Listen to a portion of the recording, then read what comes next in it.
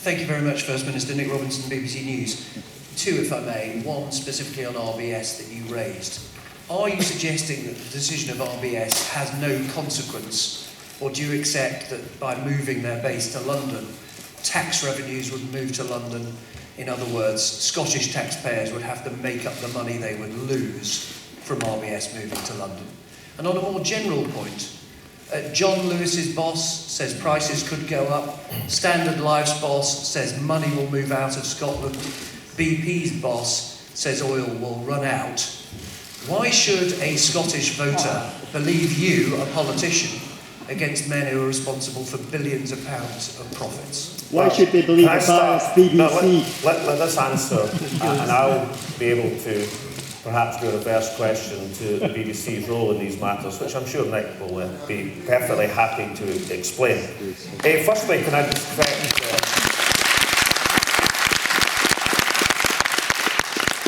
you on a factual point, Nick? The corporation tax does not depend on registered office, but on economic activity.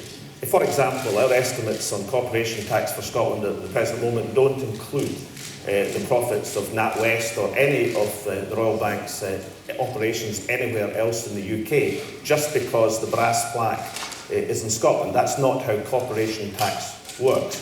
Now, I've seen a number of quotes from various people who should know a great deal better, but that's how corporation tax is allocated. It's not allocated where your registered office is, it's allocated on economic activity. That's the rules of corporation tax. In terms more generally of this issue, let's go into the generality. I think the people of Scotland have moved beyond these warnings and scaremongers, particularly when there is a clear evidence that while the Prime Minister was busy telling us what a wonderful nation we were, his business advisor was busy desperately trying to get any business he possibly could to say something negative about independence. I thought it was quite interesting yesterday, and I know this might be news to some of the metropolitan media, that the warnings which were released yesterday were actually a recycling of things from months ago. Bob Dudley, for example, if I remember correctly, made exactly the same statement in February, and Standard Life made exactly the same statement 3 months ago.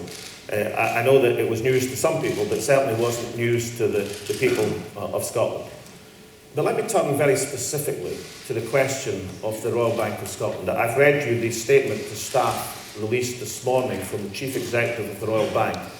I've read the whole thing, so in the relevant paragraph, just let me briefly remind you. It is my view as Chief Executive that any decision to move a registered headquarters should have no impact on everyday banking services. This is a technical procedure regarding the location of our registered head office. Based on current strategy, it's not intention to move operations or jobs. It's not a matter of operations or jobs, it is a technical matter in the opinion of the Chief Executive of the Royal Bank of Scotland. I've also heard many times on the BBC the argument that Lloyds Banking Group are about to move their headquarters to London. I would have thought, given the headquarters of the BBC in London, that the BBC might have known that Lloyds Banking Group has their headquarters in London, has had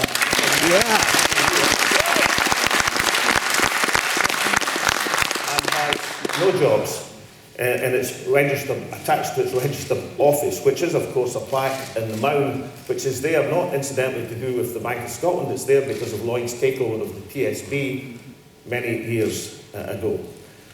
So I then come to what I think is now the most interesting matter, which is who in the Treasury, because I have here a screen grab from the BBC last night. I don't know if this was you, Nick, or one of your colleagues. A Treasury source told the BBC that it had discussed the plans with the Royal Bank of Scotland. The Treasury officials or ministers are not allowed to brief market-sensitive information. Market-sensitive information, and it's a basic rule, cannot be released prior to the market announcement at 7 o'clock this morning. The Royal Bank of Scotland share price changed overnight. This is a matter of extraordinary gravity. I've always respected, and I would continue to respect, the journalistic right to maintain and protect sources. But I know that the BBC will want to cooperate with the inevitable investigation by the Cabinet Secretary into the briefing of this information. given the briefing of information, even if we weren't in a referendum campaign, even if there weren't per the rules which are meant to apply to government, the briefing of market-sensitive information is as serious a matter as you possibly can get. And therefore I know the BBC, in its impartial role as a public sector broadcaster,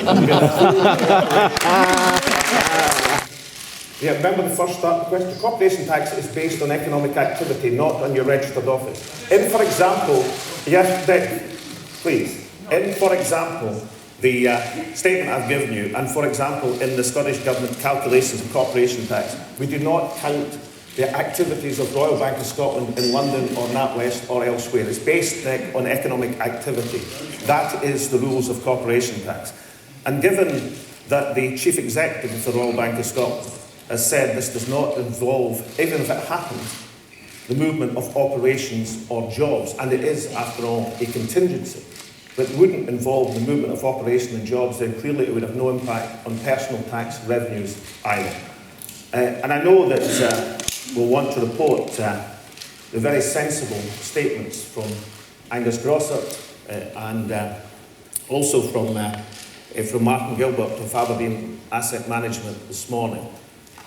Not saying how they will vote, because that's a private matter for them, but pointing out in their estimation as two giants of the Scottish financial sector, that the Scottish financial sector will prosper under independence, as indeed they believe it would prosper under any circumstances. So I think that's a reasonably comprehensive answer now. And then, of course, I know that given I've given you a comprehensive answer, we'll have the full cooperation of the BBC in the inevitable inquiry which will now take place.